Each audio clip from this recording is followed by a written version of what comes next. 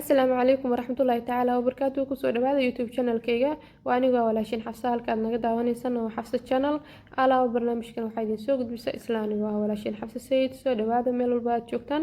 waxaan allah subxaanahu watacaala idinka baryayaa cimri dheer iyo cibaado suuban in allah subxaanahu watacaala idin siiyo insha allah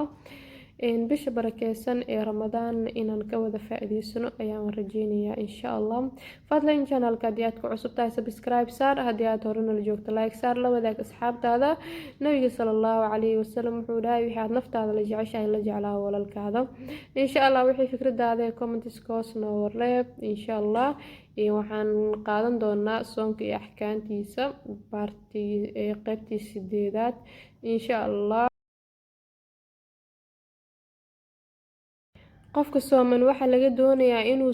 soo dedejiyo afurka kuna bilaabo timir biyo amba wixii kale uu heli karo saxiixeynka waxaa ku xusan xadiis uu soo wariyay Sahal bin Saacid nabiga sallallahu calayhi wasallam inuu yiri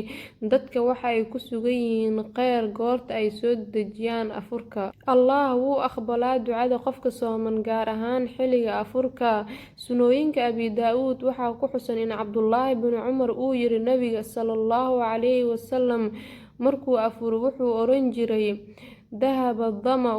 وابتلت العروق وثبت الأجر إن شاء الله ومعنى هذا ياي ربي بامهات اسكاله هراتكي واتغي حيدادنا ويبوحسمين أجركينا ووسقناضي ألوين إذنكي إن شاء الله وقيبت السقالات يو إنو برتو لأصحابي soo dhawaada meel walba aad joogtaan waxaan allah subxaanahu watacaala idinka baryayaa cimri dheer iyo cibaado suuban inuu ilaah idin siiyo insha allah meel walba aad joogtaan waxaan idin leeyahay ramadaan kariim mar labaad iyo mar saddexaadba bishan barakeysan ee ramadaan khayrkeeda allahna soo waafajiyo kuwii ka faa'iideystana allah naga dhigo insha allah nabiga sallallahu calayhi wasallam wuxuu dhahay idaa jaa ramadaan فتحت أبواب الجنة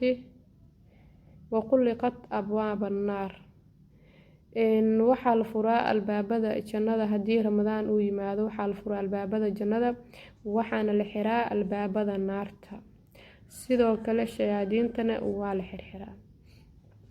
insha allah camalkeena camal suuban allah nooga dhigo dhammaanteena dambigeena allah noo dhaafo insha allah kuwii jannada nasiib u yeeshay oo jannada looga bishaareeyay allah subxaanahu watacaala ha naga dhigo insha allah video manigu sii dheereenaayo insha allah asxaabi soo dhawaada aniga waxaan ahay xafsa halka aad naga daawaneysaan waa xafsa channel ala barnaamijkan waxaa idin soo gudbisa isla aniga waa walaashin xafsa sayid soo dhawaada meel walba aad joogtaan fadlan channelka haddii aad ku cusubtahay subscribe saar haddii aad hore noola joogtana like saar la wadaag asxaabtaada commentigan hoos noo wareeb asalaamu calaykum waraxmatullaahi tacaala wabarakaatu